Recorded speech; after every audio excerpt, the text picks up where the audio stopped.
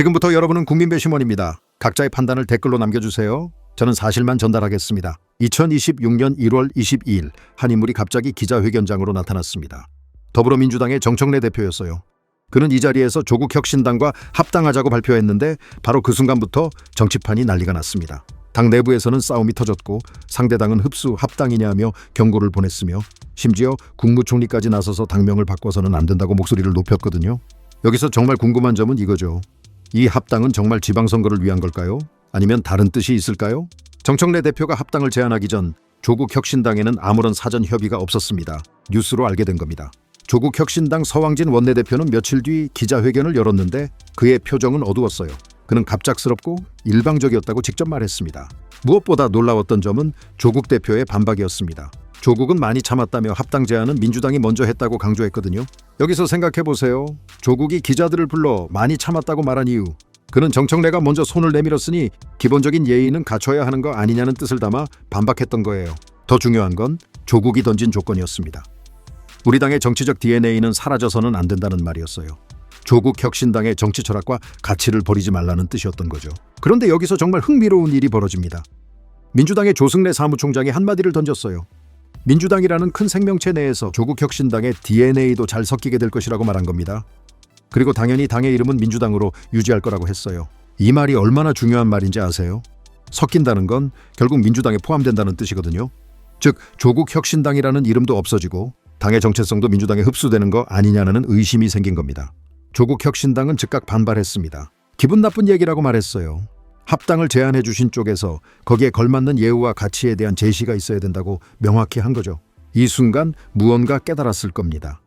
이 합당 문제는 단순히 지방선거를 함께 치르자는 게 아니라 속으로는 누가 주도권을 가질 것인가를 놓고 벌어지는 권력 게임이었던 겁니다. 여기서 더 큰 문제가 터집니다. 민주당 내부에서 정청래를 향한 직격탄이 날아왔거든요. 2월 2일 민주당 최고위원회 회의에서 말입니다. 이현주 최고위원이 나섰습니다. 하늘 아래 두 개의 태양은 없다는 말을 꺼냈어요. 그는 조기 합당은 민주당의 주류교체 시도이자 이재명의 민주당을 정청래 조국의 민주당으로 전환하려는 시도라고 직설적으로 비판했습니다. 정청래가 합당을 명분으로 민주당의 권력을 재편하려고 하는 거 아니냐라는 의혹이 터진 겁니다. 정청래는 올해 8월에 당대표 연임을 노리고 있거든요. 만약 조국을 당으로 끌어들인다면 새로운 세대의 지도자를 데려왔다는 이미지를 만들 수 있고 자신의 권력이 더 안정적이 될 거라는 계산이 있다는 뜻이죠. 더 노골적인 비판도 나왔습니다. 대통령 한 사람만 전력 질주하고 당은 대통령을 외롭게 두고 있는 것은 아닌지라고 했어요. 이건 넌 지방선거를 명분 삼으면서 실제로는 대권을 준비하고 있는 거 아니냐는 직접적인 의심이었습니다.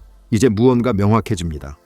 정청래의 일방적 합당 발표는 단순히 선거 승리를 위한 게 아니라 민주당 내 권력 구도를 자신에게 유리하게 재편하려는 시도였을 가능성이 높다는 겁니다. 그리고 당의 다른 세력들은 이를 이미 눈치채고 있었던 거죠. 김민석 국무총리가 나타났습니다. 그는 통합 자체는 원칙적으로 찬성하지만 당명을 바꿔서는 안 된다고 명확히 했어요.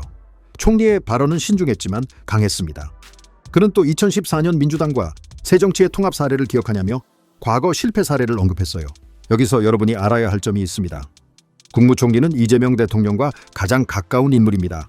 그런데도 합당에 신중한 입장을 표했다는 건 결국 정부와 청와대까지도 정청래의 일방적 추진을 못마땅해 하고 있다는 뜻이었어요. 조국혁신당은 1월 26일 결정을 내립니다. 합당 여부를 당원 투표로 결정한다고 선언한 겁니다.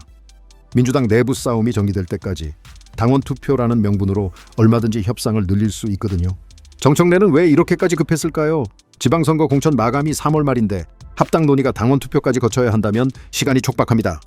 차라리 당시 선거연합을 제안했으면 더 빨랐을 텐데 굳이 합당이라고 한 이유는 무엇일까요? 그 답은 여러분이 댓글로 남겨주시면 됩니다. 이 합당은 정말 지방선거 때문일까요?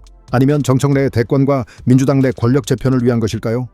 정청래는 정말 대통령을 위하고 있는 걸까요? 아니면 자신의 미래를 챙기는 걸까요? 여러분의 판단이 정치입니다. 댓글로 의견을 남겨주세요. 이상입니다.